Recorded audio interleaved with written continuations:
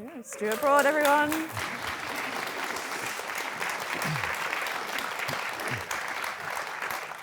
Great to have you here, Stuart.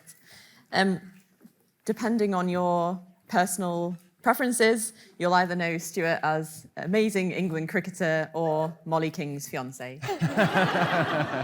But either way, you're in the presence of an English sporting hero. You've been called the game changer. You're one of England's most prolific bowlers. And for anyone that's followed your career, they'll know that it's had its peaks and its troughs. So you were dropped from the England side, fought your way back in, and have just obtained the greatest test wicket-taking partnership ever, which is such a phenomenal achievement. And also, you've been awarded an MBE. Alongside that, you're obviously constantly balancing your personal and professional life, having just become a new father as well. Congratulations. How are you finding balancing everything? Is it what you expected? Is it more challenging, or is it everything you expected? Firstly, thank you very much for having me. It's one of the most special things I've ever been through, having little Annabella. She's 4 months old. She's currently going through teething, her first tooth. So I used to look 36, now I look 56. It's been the hardest 4 days of my life. But no, it's been an incredible experience. It really is a beautiful thing. And I quite deliberately wanted to leave having children till I was later on in my career, because being an international cricketer, travel is a huge part of our job. And I think I've peaked at 320 nights away from home in a year. And that's not something that's sustainable with a young family. So it's been quite a deliberate ploy to leave it as late as possible, and the timing feels just about perfect. And Molly's been an absolute superstar. She's such a natural, brilliant mum. She's gone back to work already, actually. So that's 4 months maternity is not a huge amount of time. She finds an amazing amount of time in her life to be able to do a lot of things, but it's incredibly special. But it teaches you a lot of different things. It's certainly not the easiest job in the world, and I don't think you'll ever know pressure until you've been a parent and you have to. You're on a busy aeroplane, you've got to try and put a pram in the overhead locker. That is just one of the most horrendous experiences of you'll ever get. But it's been incredible. And a friend wrote to me a card when she was born and said it's the only job in the world that gets better every single day, and it's certainly been that so far. Have you learned any lessons so far from that? Because there's no textbook, right? Even knowing that you've got to put a pram on top of the holdaway.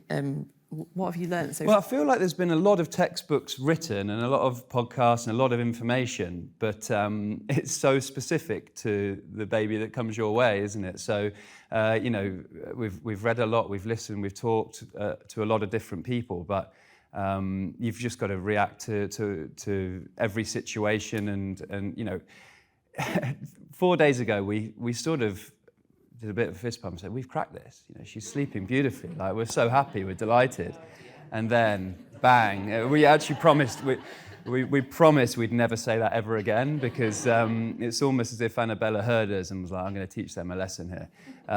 But yeah, I've learnt an incredible amount, and I suppose what the biggest thing that hit me as soon as she was born is that it's the first time, really, don't let Molly hear you say this maybe, but first time that I'd say I'd give my life for someone else, and genuinely mean it. And it's quite a powerful thing, I think. And you're responsible for how that little person grows up and develops into a character. So it's pretty cool.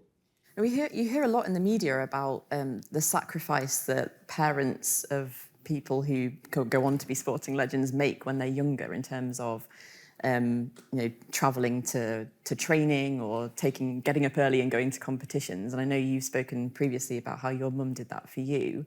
Do you have a newfound appreciation of that now you are a father yourself?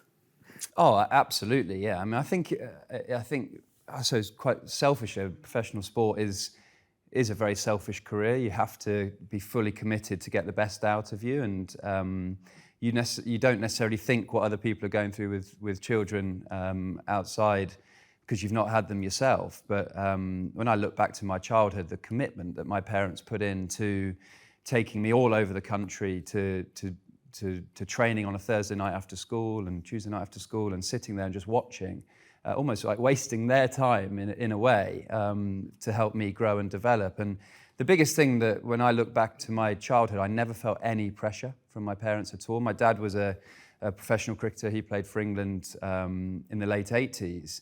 But always when I finished playing, the first question when I got in the car was, did you have fun? Did you enjoy it? It was never, why did you drop that catch? Or why did you not do that? Well, you could have won the game if you'd have done that. It never felt anything to do with performance as a kid. And I think I used to turn up to matches when I was playing I was at Leicestershire in the young age groups, or whether I was playing for school, and kids would have been there with their parents much earlier than us and in the nets and training already. And they didn't have an aura of having fun. And I think for me, whether I was playing in the back garden or whether I was playing for Leicestershire under 13s or whatever, it was the first thing on my mind was enjoying it. And I've managed to carry that through my whole career. And it's important that in sport you don't judge yourself too much on performance, because there's a lot of people out there that do that. It is a results-driven business. But if you get too fixated with judging yourself just on stats and on winning and losing, some of that is out of your control, but you can always control enjoying it. That persistence obviously paid off massively. You were made England cricket captain at the age of 24, which, when you think about it, is such a privilege and an honour at that age to be given that responsibility. How did you approach that? Were you ready for it? Were you expecting it at the time? Ready for it? Absolutely not. No, and I certainly wasn't expecting it. I remember I was actually just in a hotel and I got a call from the chairman of selectors asking if I wanted to become the captain of England. And I was like, ooh, okay. Not something that you're ever going to turn down. But I didn't have that as a goal of mine. I didn't have that as a particular aim. I think particularly in your early 20s in sport, all you're doing is looking to improve yourself as a player, to make contributions to stay in the team and to build longevity throughout your career. So I didn't do any sort of management training. I didn't do any leadership training. But of course, I wasn't gonna say no.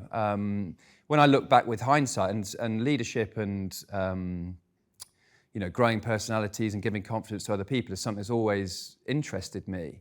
But I didn't know that at 24, and I look back and think I probably didn't do it in my way. I didn't do it with the core values that I believe in leadership now, but also I probably didn't know what they were at that age. I was just trying to forge a career in international cricket. I probably wasn't emotionally ready to lead a group of players who are a lot older than me, a lot of them. Some of them are 34, 35 at that time. I probably wasn't emotionally ready to lead a group of players in the direction that I specifically wanted to. But I've learned a huge amount, and the leaders that I have worked under and that I respect, I look for certain things that I really enjoy, and for the first one is to be very authentic with the message that you're giving. It's almost a bit like that, do exactly what it says on the tin. If you say that you're going to try and execute playing in this style, then as a player, you've got to go and do that. Whether you fail personally or not, you have to deliver exactly what you've said to your team, the style that you want them to play. You have to go and try and deliver that skill completely. And I probably I didn't know the style of cricket I wanted to play at that age, so it was quite hard for me to say to a group of players, let's go and deliver that style. I probably didn't. Things didn't fall my way. I captained in 2 World Cups, and we did okay, but we didn't win them in conditions that were pretty difficult. One in Bangladesh, one in Sri Lanka, which are very foreign to the conditions we play in England. So I probably didn't. I probably look back at 36 years old now and say, if I had my time now, I would do it differently, and I would be able to run it in a way that I could see a very clear direction forward. It probably didn't come massively natural to me, but I see myself as a really good lieutenant. I've always been a senior player within the group, played a lot of cricket when I was younger, and I've always been a sounding board to different captains. And lead it within the group in a positive way. And you know, it's not something I regret accepting at the time, but I probably look back with a little bit of regret of maybe not being as strong as I could have been. Yeah, I suppose hindsight's a wonderful thing, right? But at the time, did you think, oh, maybe I'm not doing the best I could be, or did you really feel like you were? No, I mean, I definitely felt like I was at the time. Yeah, I think a huge part of captaincy within a big organisation like the England Cricket Board is managing up as well. And when you go into selection meetings, being quite firm.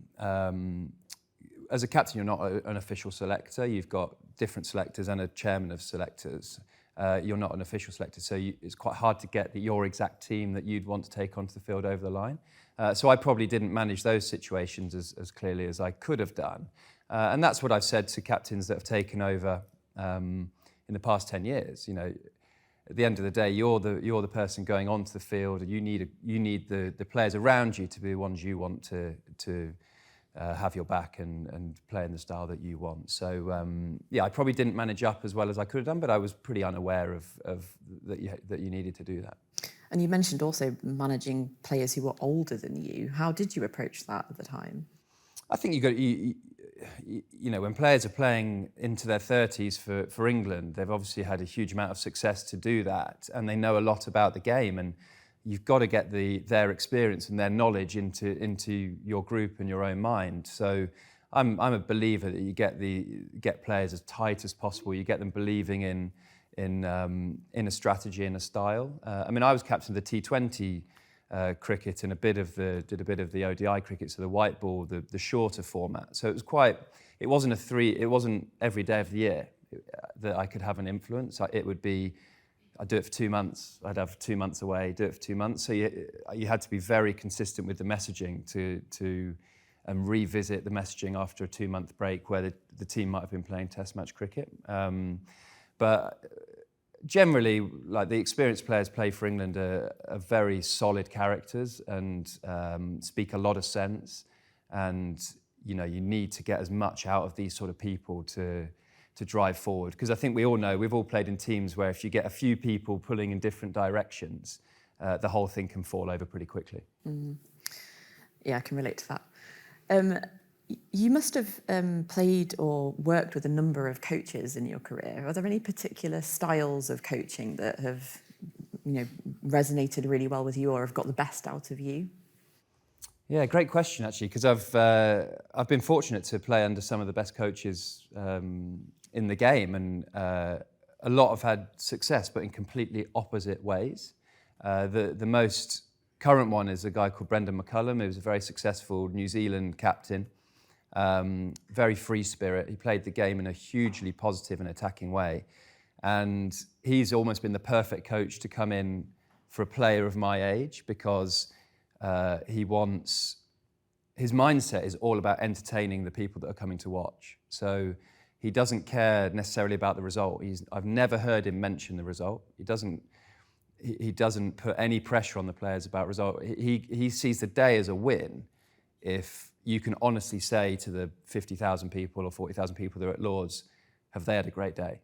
Have you done your best to make them smile? And it's such a refreshing approach, because I've never heard any coach go down that route. Very much in international cricket, international sport, results. It is results. If you lose, you get a telling off. If you win, you get a pat on the back. But he's taken the result completely out of it. And one thing that it's blown me away actually, but I've watched him a lot, how he operates. Every training session, he's never the one on the ground, like doing all the catching, hitting the balls, making people move. But he just goes around and talks to every single player. And he spends 2 or 3 minutes, 5 minutes, 10 minutes with every player, checking in, seeing how they are, connecting with them, seeing what their mental worries are more than their technical worries. And also in game situations, I've never heard him say a negative word to anyone.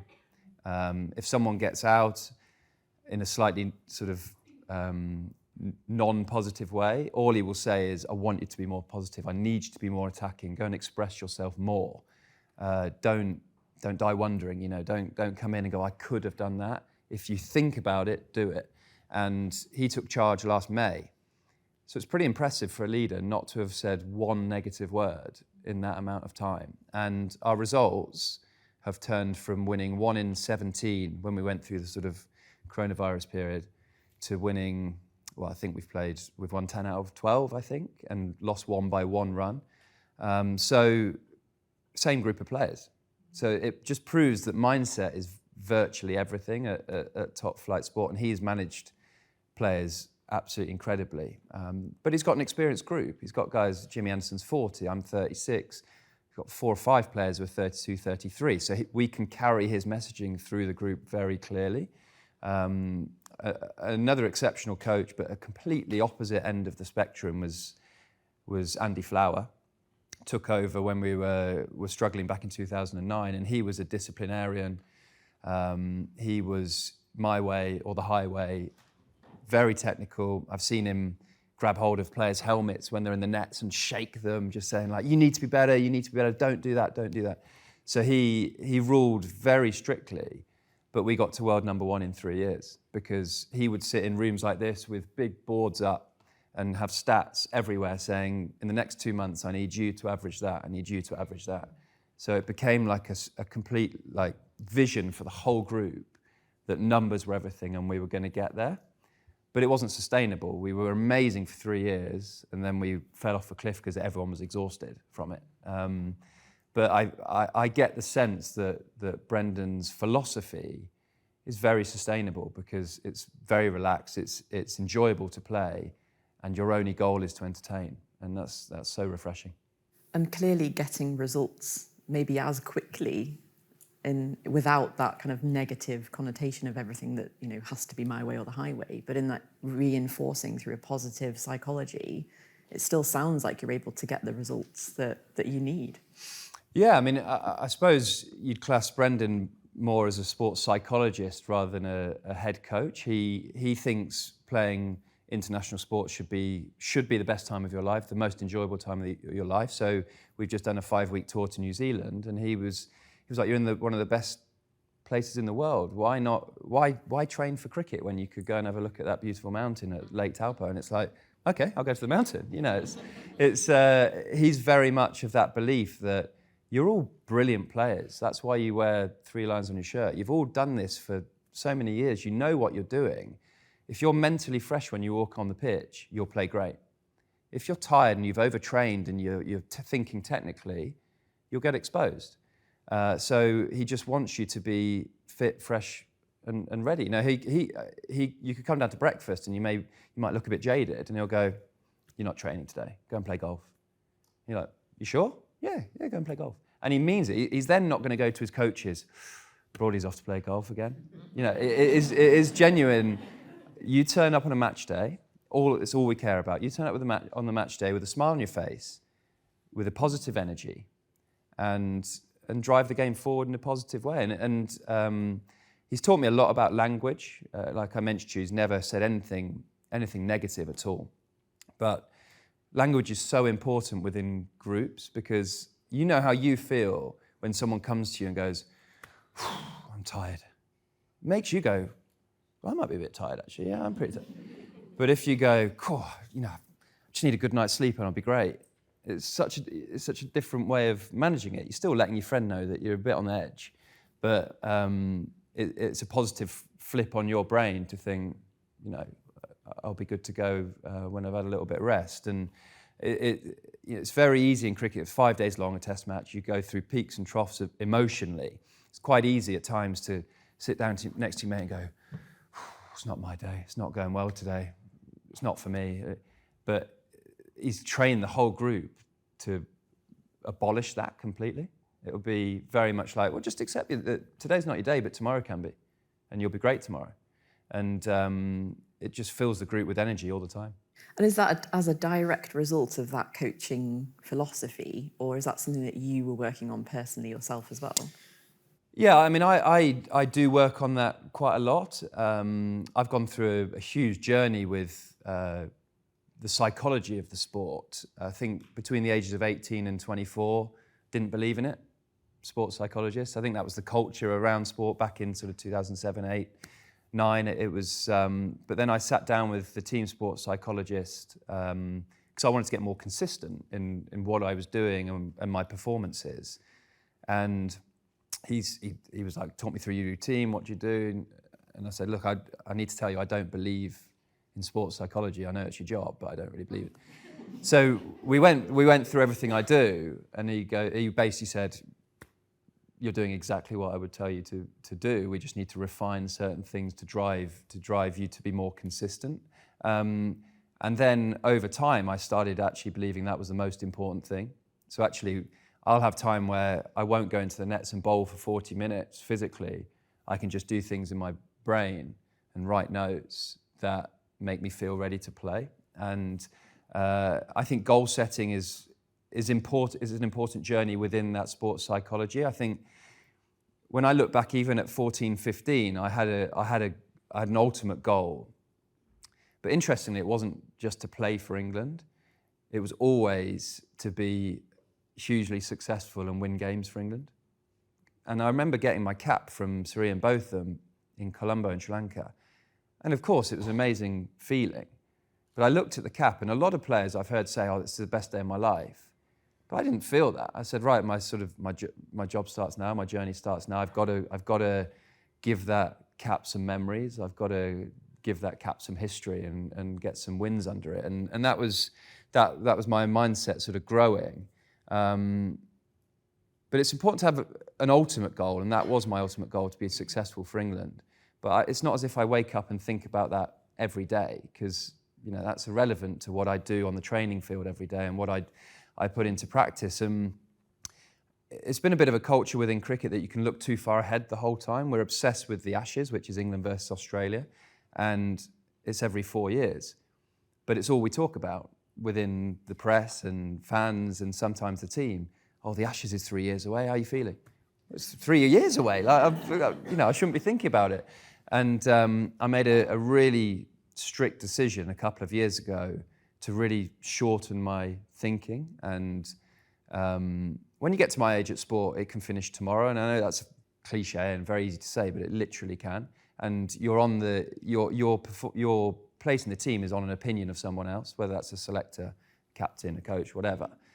So you almost have to take that away from it. And my ultimate goal now is to finish playing cricket on my own terms, because I think that's quite a great place to start a new chapter in your life if you finish playing happy and content and not feeling like you need more. I've seen a lot of teammates of mine over the years finish before they were ready, and they struggle with that for years to come after. So that's my ultimate goal.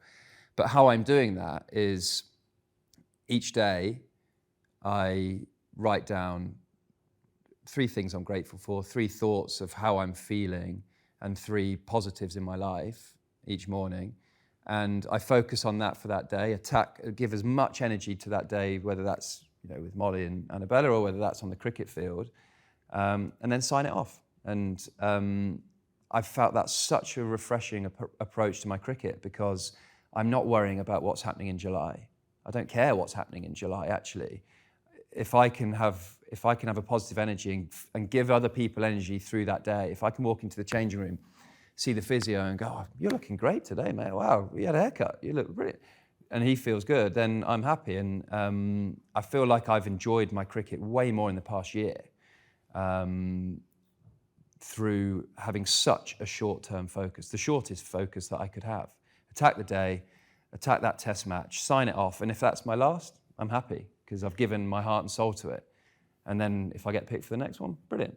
And that's come. I sort of 34 when I came to the conclusion that was the best way for me to operate.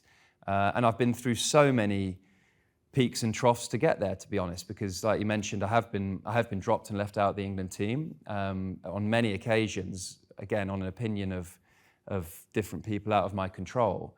And I've got a great support work that I bounce off. I think you have to have a 24-hour mourning of a 24-hour grieving process of a decision that's gone against you, because if you didn't, then what do you care enough? Do you care enough for that? And you got 3 or 4 people in my life that I'll speak to, and my mum's the most positive person in the world. So I'll call her, go, Mum, I've been dropped. And she'll be like, oh, great. Oh, that's a great opportunity to get back in the team, and it's really positive. And it's like, okay, yeah, feeling better after that. And then I'll speak to Molly, who doesn't know a lot about cricket, but she'll be very much, we'll come out of the bubble. You've got a great family at home, you've got a great life. Don't put too much pressure on yourself from playing cricket. I always call Sean, who's probably taught me out of stopping playing cricket 3 or 4 times. Sean, I think he's founder of Thrive, actually. And I'll call him and go, oh mate, I've been dropped and I'm fuming because I've got 10 wickets in the last 3 games and I deserve to have that shirt. And he'll go, I've got no idea what you're talking about, but put it behind you and move on and attack next week. And you bounce different ideas off different people within a close network, and after 24 hours you honestly can reset yourself and go again. And I'd argue I'm one of the better people at bouncing back from disappointments, because I have a wonderful knack of, when I have been left out, the next game I come back with a bang. And that's when you get sort of teammates and going, you should never have been left out. And that gives you a bit more longevity. So obviously what I do, being able to sign off disappointment after 24 hours and then forget about it and move forward to getting back to a positive mindset, works, because I've proven that over probably 3 or 4 times of being dropped. I come back with a bang and prove whoever dropped me wrong. Do you think being dropped from England actually improved your game as a result? We've spoken about hindsight and looking back and thinking actually it was a good thing that did happen because it did improve my game. Maybe it sharpens my focus slightly. It's not a nice experience getting dropped from a team or missing out for a week.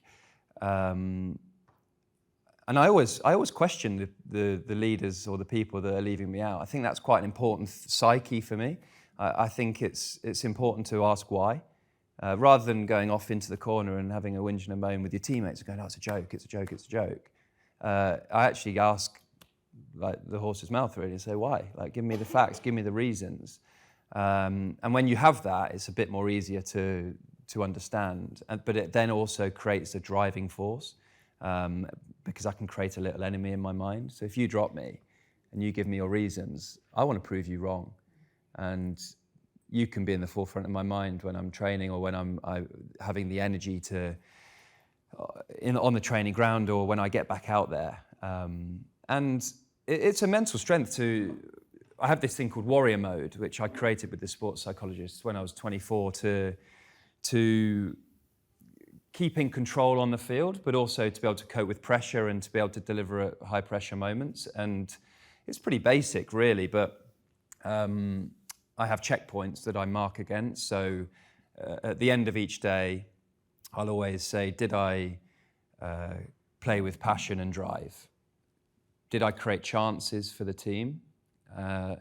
And did I drive the game positively forward with strong language? And I can check those off. And actually, the good thing about that is none of it's based on how many wickets I take. None of it's based on stats or winning that day or having a great day or having a bad day. I can mentally make my day a success, even if I get no wickets or no runs.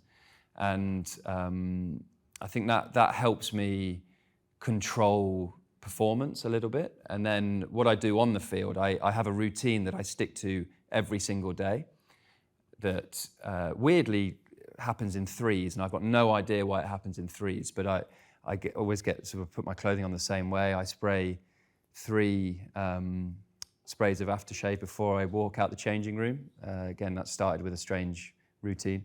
Then I always jog over the boundary rope, because that's me entering the field, that's me entering the battlefield. I do 3 side steps one way, 3 side steps the next. And then I scratch, this sounds mad actually when I speak out loud. I've only ever read this on an iPad. Then I scratch the bowling mark 3 times and walk back to the end of my mark. Then I scratch my mark 3 times, bowl 3 balls to mid-off, and then bowl in my mind 3 balls, the ball I'm going to bowl to the wicket keeper. And then I'm ready to go.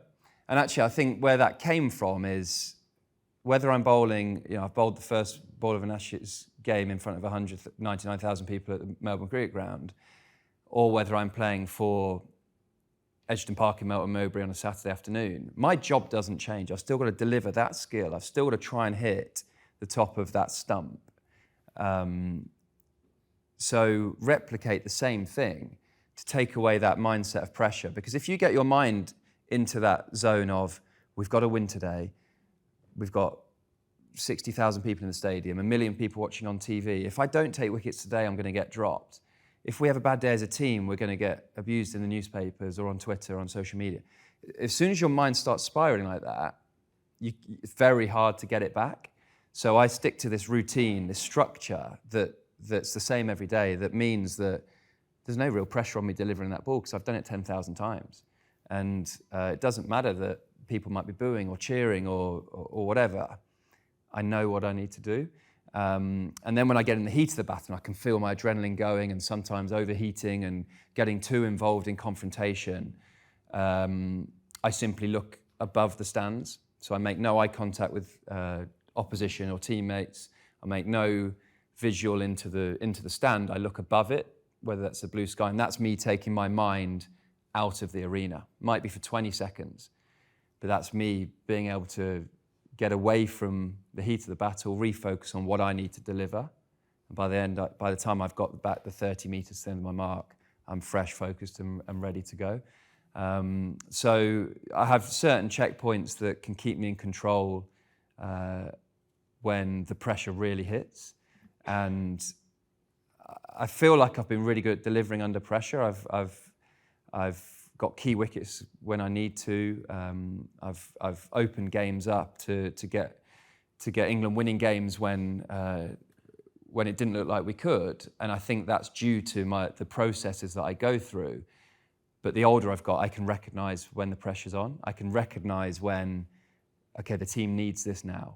And I can go, right, give me that ball now. I'm ready to go. I've got myself going. I've got my energies in exactly where it needs to go. I can change this game. So I've gotten way more consistent the older I've got because I can recognise the moments that I need to go into warrior mode and lift it. And you can't live in warrior mode all the time. One of the biggest frustrations in professional sport is you can get your career best and someone will go, why don't you do that every day? Yeah, I'd love to be able to do that every day. I'd be a superstar if I did that. But it's about replicating over and over again your routines and as consistently as you possibly can. That will then deliver the results more often than not. But you can only learn that through experience and through living it. Mm. I actually had what is warrior mode written down here, and can we all get some? So it sounds like it might be a lot of effort, though, those rules of 3, doing that every day. Yeah, I think I'm the only person that does the rule of 3. But I've seen loads of different players do it in different styles. I've seen some like measuring their kit before they go out, and that's just getting their mind away from the pressures of going out to bat at Lords in a pressure scenario. It's about bringing yourself back to the habits that make you feel calm, and that could be applied to doing a speech a keynote speech in front of a lot of people, like a TED Talk or something. If you're thinking about the reach and where that's going to and who's listening and who's in the audience, you're going to get so phased and away from what you're doing. But if you have routines that can calm you down, you'll be able to deliver your skill. Mm. And thinking back to what you just mentioned around goal setting, obviously you wanted to achieve your best for England, and obviously you just obtained the greatest Test wicket-taking partnership alongside Jimmy Anderson, which is a phenomenal achievement. And just I'm going to put some context around that for people who might not be huge cricket fans.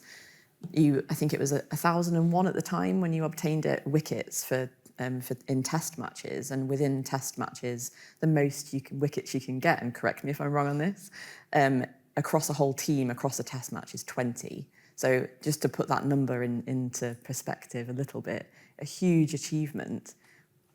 Was it ever a goal that you'd set for yourself to achieve, or did you ever think you would achieve that?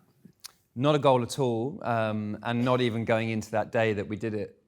It was never a goal. It wasn't even talked about between us, to be honest. And we actually said after the day's play this will be a moment we'll talk about in 20 years' time with a glass of red, but we've got a game to win now. You know, I think with achievements and things that go into the record books, it's very much, I can't think of many professional sports people that would sit the day after they've done something and go, oh, that was my dream, that's what I've aimed to do. That's very much saved for when you're not playing the sport anymore and you can look back with fond memories. But to go past Glenn McGrath and Shane Warne, who were two heroes of mine growing up, it's those sort of things where you need to pinch yourself sometimes and go, wow, like, this is really cool, it's really special. I had a picture of both of them on my, a poster of both of them on my wall when I was growing up. So to even be around that calibre of cricketer is pretty breathtaking. And I think Jimmy and I's relationship's really special. We're great friends, and we've had amazing longevity together, hugely competitive. And the great thing about that is it's never been against each other. There's never been any competitiveness of, oh, I want that wicket. It's very much, the communication we have is incredible out in the field, to work out of getting the batters out, working out what the best delivery is on this surface to cause the most amount of pressure and most amount of trouble for them. And our communication that we try and share with the group, and we talk every single ball. And I'll suggest, I'm a believer in, I can see more in his action than he can feel, and he's the same with me, so I will always feed back. And the amount of times he's sworn at me and told me to like do one is huge. He's quite grumpy, Jim. But that's never scared me to share the feedback. And I think sometimes, because we've got such a great relationship, I'm never scared to share, and he's never scared to share with me. And I think that's been so crucial in our partnership, because the moment you shut down as a person and you don't share what's on your mind, or you regret that in times to come. And I think you grow so quickly as a group if you just open communication lines. And that's something, again, that the new head coach has done incredibly. Yes, we've got experienced players in the group, but we've also got 3 or 4 22-year-olds and 21-year-olds in the group. And you know how scary it is when you walk into a team meeting or a changing room and you're in there with people who might have played for 10 years. It's quite daunting to then say exactly what you're thinking, or you know, get across your point clearly.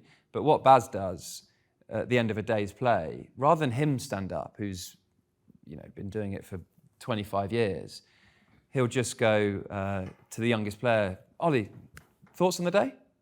And Ollie will be like,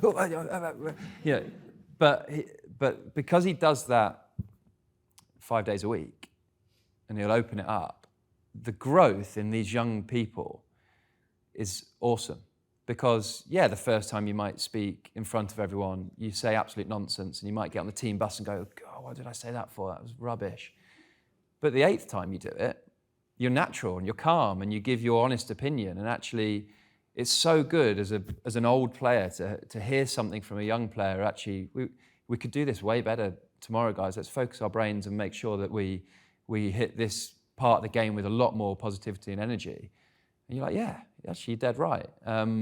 So I think that's another thing that I've learned from this modern leadership group of opening up to every single voice. And it's scary at first, but it's the best way to grow leaders within your group. Just give people the opportunity. And there's something that links back to the authenticity piece that you mentioned right at the beginning there, how to retain that in the way that you communicate with people as well. 100%, yeah. I mean, it's, I think that sort of saying, does what it says on the tin a little bit, is you make your strategy of how you want to play the game clear to the group, but you've got to live it every single day. And I often, that's when I mentioned about the head coach never mentioning a negative word. He must have to work quite hard at that. That can't be just a natural thing for him to never give any negative emotion away. I always think he must get back to his room at night and like kick the chair and, oh, what is going on here? Because the relaxed nature of, like the first game he took over, we'd lost 3 or 4 wickets really quickly at Lords, and there was a bit of panic station. He was like, oh, no.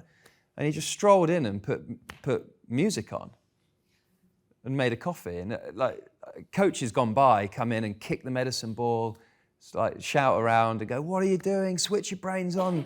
You got to, the game's on the line now, the game's on the line. which works at times. But he just came in and completely took all the sort of atmosphere away from the room. Put on some tunes, made a coffee, started walking around the guys going, "We all good? We happy? Yeah, cool, yeah." And his relaxed nature then led into the group, like pulling ourselves out of a bit of trouble. So I think the leaders who are so natural and authentic with the messaging they're delivering are very special to work under and actually get results way quicker. How do you think that you seem very self-aware. How do you feel like you've evolved as a player over the years? Good question. I've definitely emotionally changed a lot. I was a bit of the old white line fever, bit of a hothead in my early days, and that's why I decided that sports psychology might be a good thing for me, because in cricket, if you get caught swearing on the TV or you do something that looks like it doesn't come across well on TV to kids, you get fined. And at 24, I was beginning to think, I can't afford to keep doing this. That's when I started to make a few changes and calm down, because I was getting a bit fed up of the criticism. Passion's the biggest thing for me in sport. I hate watching sports people on TV and think, I need to inject you with some passion, or I could do more for that shirt than you're doing.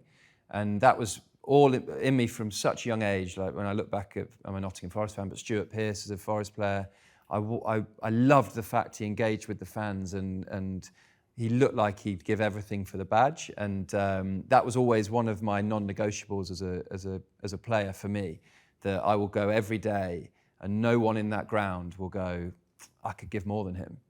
Because I'm not the most talented, but I will give my heart and soul for it.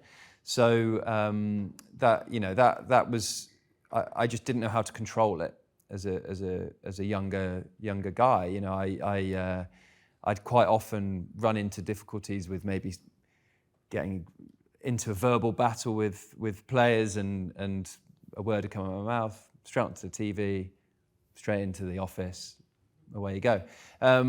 So I've definitely learned to be able to control my emotions much more, and that's where the sort of looking out the stadium came from, needing to take my brain away from the heat of the battle, because I'm so naturally competitive anyway. I just need to find my perfect point of it. I don't need to go over it. And actually, as soon as I go over it, my performance fails. I not red mist, but my brain goes cloudy. I can't engage with the skill, and I don't do my job for the team. So I found that perfect biting point of passion, my mid to late 20s, and my career just went on an upward curve, really, because you can control exactly what you're delivering more often. But I don't regret being overly passionate when I was younger. I don't regret being called into the office and getting the odd fine, because I'd much prefer that than the other way. And I've had teammates where you feel you have to like tap them, like, come on, mate, are you ready to go here? Yeah. And it's like, I'd much prefer to be giving like the energy, giving the positive, making sure that when you step onto that field, that crowd know that you're here to scrap for them and here to entertain them and here to battle for them. Yeah. Well, before we open the floor to questions from the audience, I just wondered if there's, what's your best piece of advice that you've ever been given that you can share with us? Probably looking back to school, actually. My head coach at school was an ex-Lancashire cricketer called Frank Hayes, and he was actually George Best's best friend, I think. So he had a pretty lively mid-20s. But when I was leaving school, so that would have been, 17, June baby, he said, promise me one thing, if you go into professional cricket, have the best filter in the world. And I was a bit like, really know what that means. But I can certainly look back now, and it's evolved, definitely, because he meant, I've got an analytical brain, so I love information. Give me all the information, bang, bang, yeah, I want to hear it all. But if you're taking all that information from loads of different people, you'll get cloudy in your brain and you won't exactly know what direction you're going in. So if you can filter the great little bits that suit you as a character, suit your team, suit your style, it'll give you such a great direction in what you're trying to do. So I think he meant that he felt he got changed by coaches in cricket. He was a very young, flary player, and coaches tried to make him play in a certain way that didn't suit him. So he meant have the filter towards coaches. But where it's developed is actually that filter towards social media, to be honest. You know, in sport, it's you got to smile at some of the things that end up on your Instagram and Twitter. But if you can filter that down and don't take that to heart and, you know, laugh it off, sometimes don't even see it, it stands you in much better stead. You know, I started my career, played for England in 2006. You had to physically go out, buy a newspaper, flip through to the cricket bit, get to the cricket correspondent and go, he slagged me off.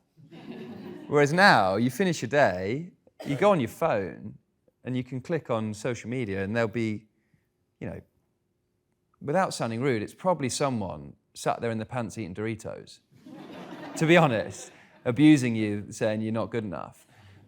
So if you take that to heart, it's never ending. But if you can filter that out and not let it distract your goal, that's probably the most important filter for young people coming through the sport. I think just being able to filter feedback in general in your life and understand that it's something that you can either take to heart or just ignore. Yeah, and have sounding boards, like I mentioned, like my mum, Molly, Sean, friends who I can call up and I know that I will get their honest opinion, I will get positive feedback and views that I might not necessarily agree with all the time, might challenge my views, but I know are coming from their heart. If you have a small circle like that you can bounce anything off, and you know that it doesn't go any further, that's vital in, I don't think just sport, I just think in life, to be honest, with all sorts of decisions. I feel very lucky that I've got that sort of group. Lovely. Well, thank you, Stuart, for sharing so openly. I'm sure there's going to be lots of questions in the audience, so if anyone has one, hands up. Yeah. Straight away. Hi, Stuart. First of all, congratulations on becoming a father to Annabella, and thank you for what was really, really inspirational talk just now. My question is, from a leadership perspective, what's your motivational strategy for motivating yourself and for your team? Motivational strategy. I think as leaders you got to be so clear, and whether you work with people around you, but other senior players in the team, to know the character you've got in your group. But you do have to be so clear on what suits that group, what style of I'll talk about cricket, but what style of cricket suits the personalities you've got, and build that to what you believe in as well. Because if I just try and suit the players we've got in our group, and I actually don't believe in that style, it's not going to work.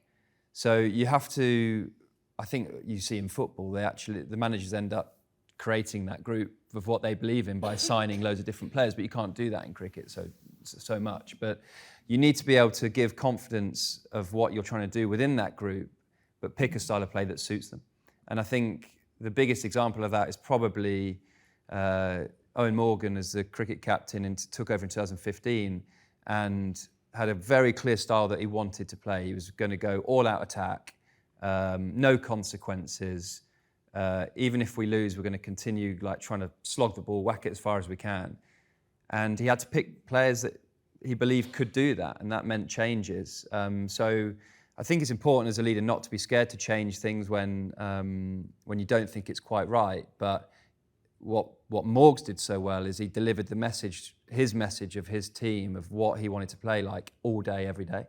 And it gave players something to believe in. And then I think when your messaging is clear of the style, even if the players fail, even if they get no runs, but they play in that style, it's a success.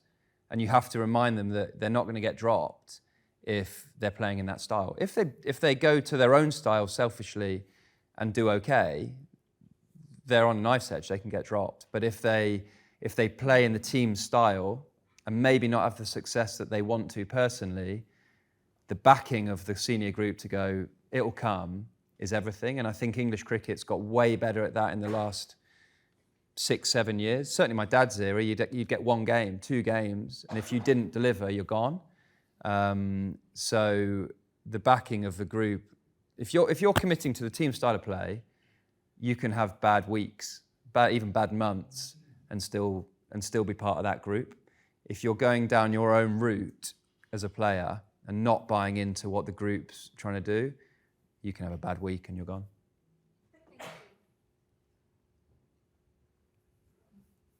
I'd just like to say, great football team that you support there, Stuart. I'm not I was really intrigued when you talked about being offered the captain role and perhaps looking back saying you weren't ready. Also, that it wasn't something that you'd necessarily set as a goal. And I suppose my question is, do you think that you would have benefited from being perhaps more prepared by whoever it was that saw in you perhaps something that you didn't know that you had at the time? Or were you grateful now that actually just going on that learning curve was better than being prepared for it? Yeah, really, really good question. I think when I look back, so the first game that I captained England was the first game of cricket I'd captained any team since my school under-12s. So, it's quite a big responsibility. You're now captaining England, but you've not actually captained. I'd never captained Nottinghamshire. I'd never captained Leicestershire. I'd not captained in England under-19s, Leicestershire under-17s. So it's a bit like, there you go, do what you can. And I wish I would have loved to have done some sort of leadership training with someone before coming into that role. But at 24, at 22, I was not necessarily dead set in a team. I wasn't. My name wasn't penned into that team. So I don't think anyone could have seen me at 22 being captain at 24. So I think it was probably quite difficult to foresee for an England team to go, Broady, we're going to send you on this course and learn and work with someone to develop leadership, which I think they have done since, actually. But what I would say with, when you're on academies and you're 18, you do media training, and that you'll have days where you practice getting drilled questions by journalists and all that.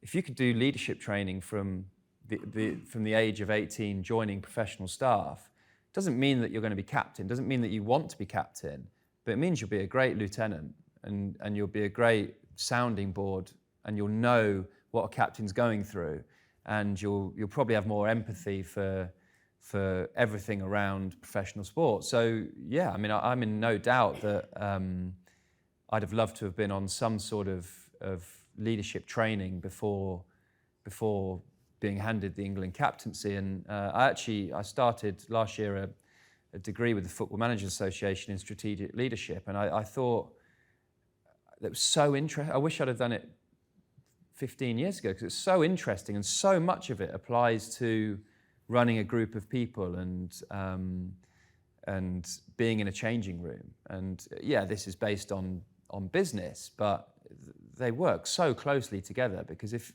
in a sports team, if you get it wrong and people start pulling in the wrong direction, you lose games. I'm sure in the business world, if people start pulling in the wrong direction, you lose sales and you lose drive within your team. So yeah, I've got an analytical brain. I'm fascinated by loads of different things, but yeah, I probably do wish I'd have learnt a lot more younger.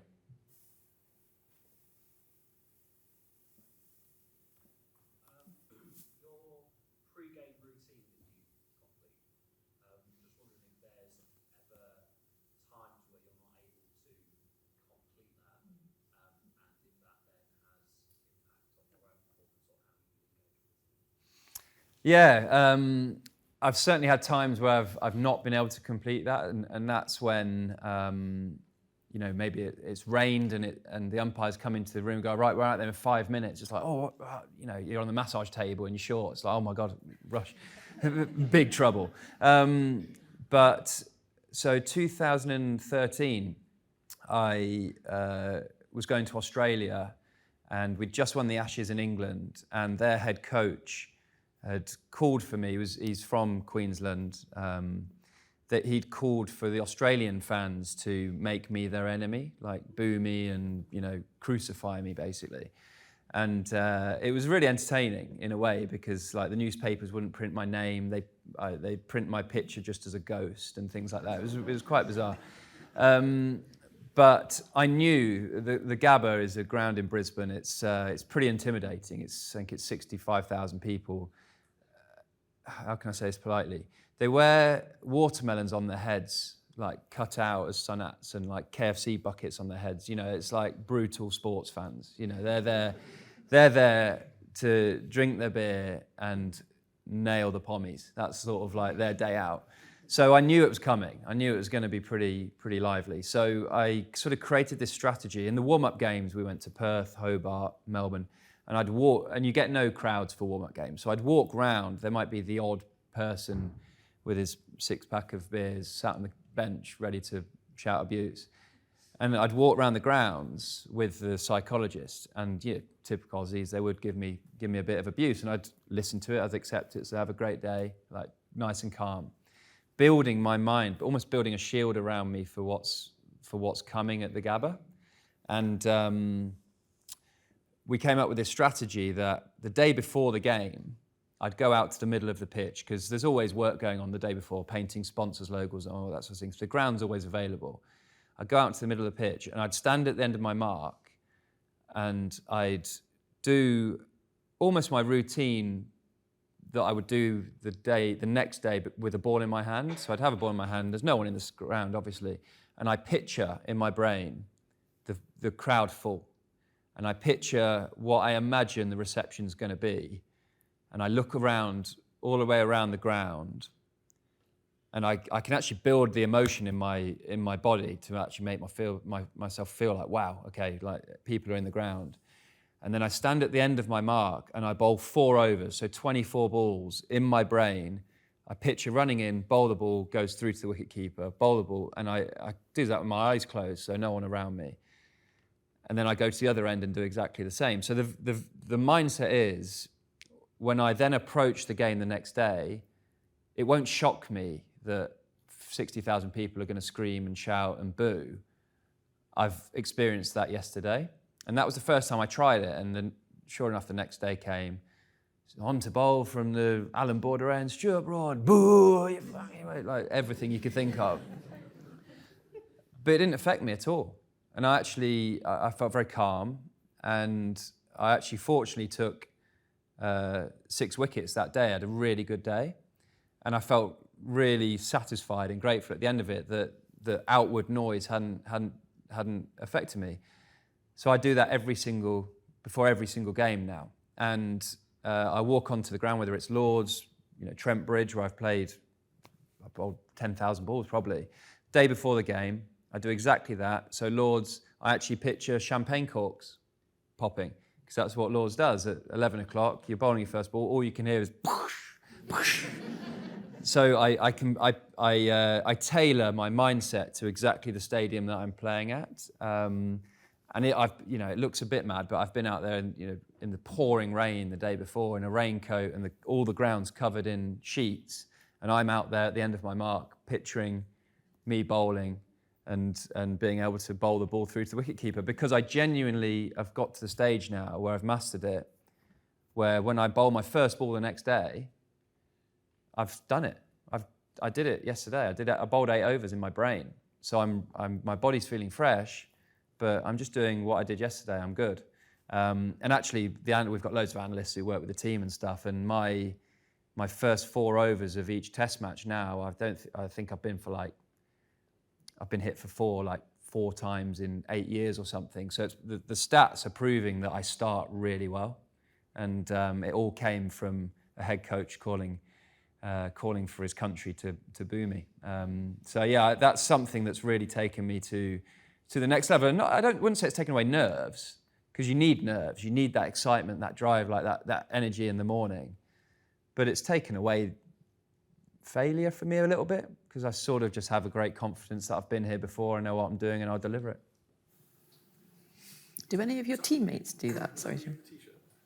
Yeah. So I got to Australia and we've got the Barmy Army in England who are our greatest fans. They're awesome. The Aussies have got, I think they call them the Booney Army, I think, after David Boone. And they'd had T-shirts printed that said, Stuart Broad's a shit bloke. bright yellow T-shirts. And beer holders, stubby holders. And I really embraced it. I really enjoyed it. I know that sounds mad.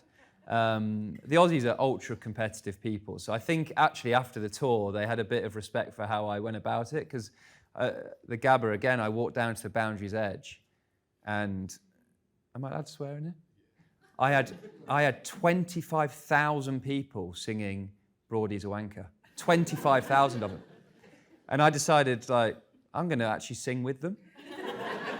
And I was clapping on and singing with them, and they were loving it by the end. And I actually remember lying in the hotel room that night, and I was singing it. I'm on my own watching Netflix, and I'm going, Broadie's a wanker. I was like, what am I doing? Because it just got all day. But what actually really helped me that trip was sports fans just enjoy their day out. Whatever happens, the abuse they give, and they probably forget it the next day. And I was in Christmas Eve. I was in Melbourne walking just up the road towards the Botanical Gardens with my mum. And 15 yards away, there's this guy walking towards me, yellow T-shirt, Stuart Broad's a shit bloke. So I'm thinking, for goodness sake, not Christmas Eve. It's not coming again, is it? And he makes eye contact with me and walks towards me. And I won't do the accent, but I'm thinking he's going to swear at me or something. I don't really want this from my mum here. And he goes, oh, g'day, mate. Do you know where the park is? I'm like, yeah, it's there. He goes, cheers, buddy. Off he went. No idea who I was. He's got my name on his T-shirt. No idea. And that was great for me, because I thought, they're buying these T-shirts, but they don't care. They don't actually think I'm a shit bloke, because they don't really know me. But also at Melbourne on Boxing Day, they had these stands around the grounds selling these T-shirts and whatever. You got me one, didn't you? Yeah. And the Barmy Army raided it. So they ran over. They were selling for what, $10 or something. And the Barmy Army ran over to the stall, ripped them all off and threw them in the river and ran away. And that created another little enjoyable battle between the two fans. So yeah, I think I ended up on that tour. I think I was leading wicket taker for us, and my performance was really good. And by the end, the Aussies were going, fair play to you, that was great, that was awesome, really enjoyed the banter. But I had to prepare for it. If I hadn't have prepared for it, I think that would have hit me, it would have just slapped me in the face, oh my God, this is insane. So I'm proud actually that I saw it coming and prepared myself for it, created a shield, because actually when it came, I was ready for it. It probably wasn't as bad. Actually, no, it couldn't have been worse. But it probably was, I thought it wasn't as bad as I thought it was going to be. It was definitely as bad as I thought it was going to be, but I was ready for it. I think we've got time for one more question, if there is one more. You mentioned about the way that you escape when there's conflict in front of you by not looking at your teammates or the people that are confronting you. Have there been any instances where that hasn't worked? And if so, what do you do? Yeah, good question, actually. I suppose the honest answer is that I have been fined since the age of 25, yes. Yeah, there's times that it hasn't worked, where I might maybe have been picked up saying something that I shouldn't have done, or cricket, they sort of call it sledging. The mind is to try and get the batter's mind away from thinking about their technique and their rhythm and their bubble. So you do need to do that. It's part of the game a little bit, to try and unsettle your opposition number. But there's probably not been a time where I've had the red mist and lost control and done something that maybe I can't even remember, which I had when I was 22, 23. There were times that I'd do something and I'd be walking back sweating and steaming, and teammates would come up and be like, "You right?" Oh, yeah. But I'd thrown the ball really angrily and maybe hit someone, and that's completely unacceptable in our game. So I've not done something that's been unacceptable, but there's been definite times where I've maybe got too involved in the confrontation, forgotten to look out the stand because I'm still involved in the confrontation, and turned around. But actually, the older I've got, the battles I never really start the battle myself now. The battles I get involved in is when a senior player from an opposition team attacks a younger player of ours, because I see that as my responsibility to be like, hang on a minute, who are you attacking here? Because, yeah, I get the sort of dark arts of cricket is to make the younger player feel like they don't belong on that field, or they're out of their depth, or to scare them into not being able to deliver their skill. But that's my responsibility, having played 160 games, to step in there. And actually, if you want to find me for sticking up for a young player, go ahead, because I'd much prefer to take the fine than see someone left out there hanging out to dry. And actually, we've got a captain with Ben Stokes who probably epitomises the standing up for your teammates. And it's an important thing. You see it in rugby, you see it in football, but cricket's obviously, you're a bit more separated as teammates in your fielding positions. But if something happens to your younger teammates, older teammates, drag them out of the way and say, come on, you're better than that, you don't need to get involved. But when a younger teammate gets attacked, I think it is a bit of a responsibility as your older players to step in and take that heat and let the younger player focus on their performance. And I think I feel that because maybe, and it's no one else's fault, but maybe I didn't have that so much when I was 22, 23. It was that maybe the team wasn't so connected, that you protect those younger players. Lovely. Well, thank you, Stuart Broad, everyone.